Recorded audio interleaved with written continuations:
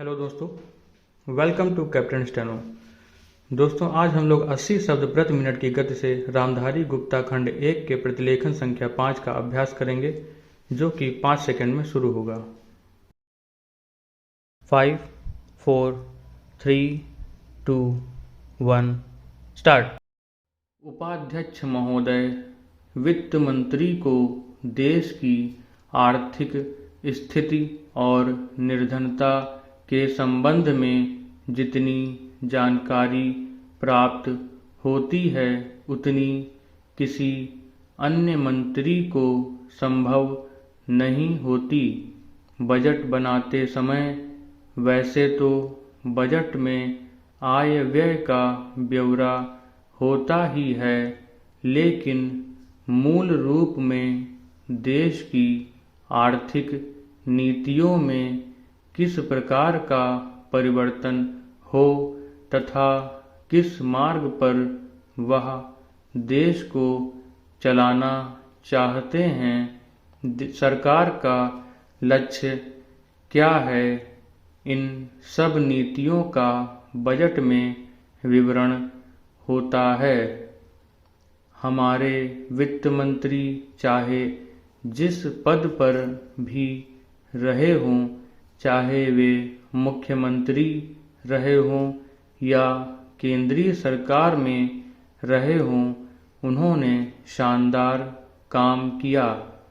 जिस समय उन्होंने बजट प्रस्तुत किया, उस समय देश को और विशेष रूप से गरीबों को उनसे बहुत सी आशाएं थीं। देश में लगभग 6 लाख गांव हैं। उनमें जो बेरोजगारी है, गरीबी है, उसके संबंध में देश की जनता को उनसे बड़ी आशाएं थीं और जनता देखना चाहती थी कि इस अवसर पर सरकारी नीतियों के द्वारा देश को वे क्या मार्गदर्शन देना चाहते हैं।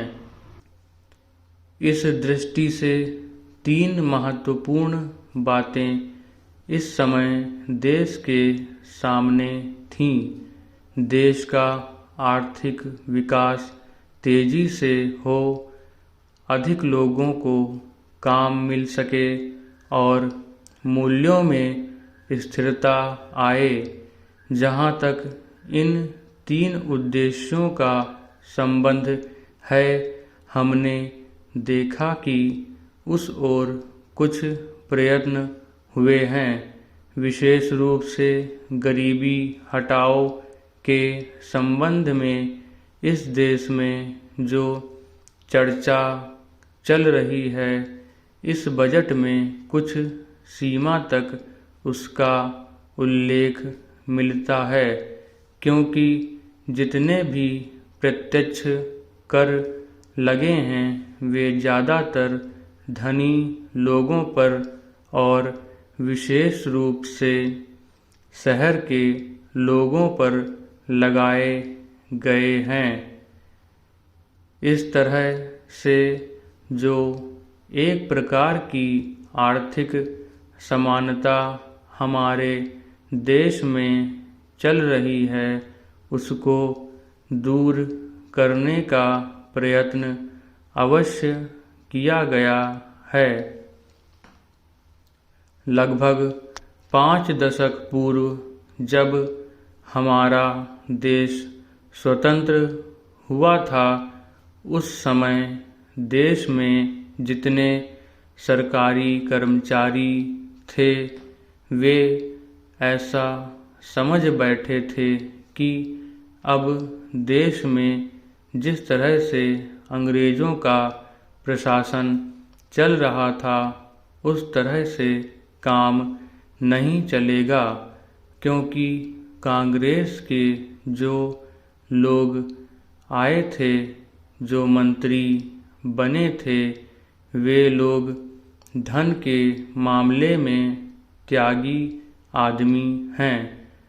धन से उनको मोह नहीं है, लेकिन बाद में उन्होंने देखा कि हमारे मंत्री लोग भी उसी तरह से शानदार जीवन पसंद करने लग गए जिस तरह से अंग्रेज करते थे। स्टॉप। दोस्तों, अगर आपको ये वीडियो पसंद आई हो तो प्लीज़ लाइक कीजिए और यदि आपका कोई सुझाव हो तो प्लीज़ कमेंट सेक्शन में ज़रूर बताइए। धन्यवाद।